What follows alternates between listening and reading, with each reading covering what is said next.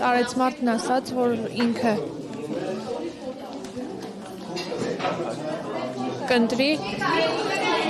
Այստեղ չի կարելի, ինչ եք անում։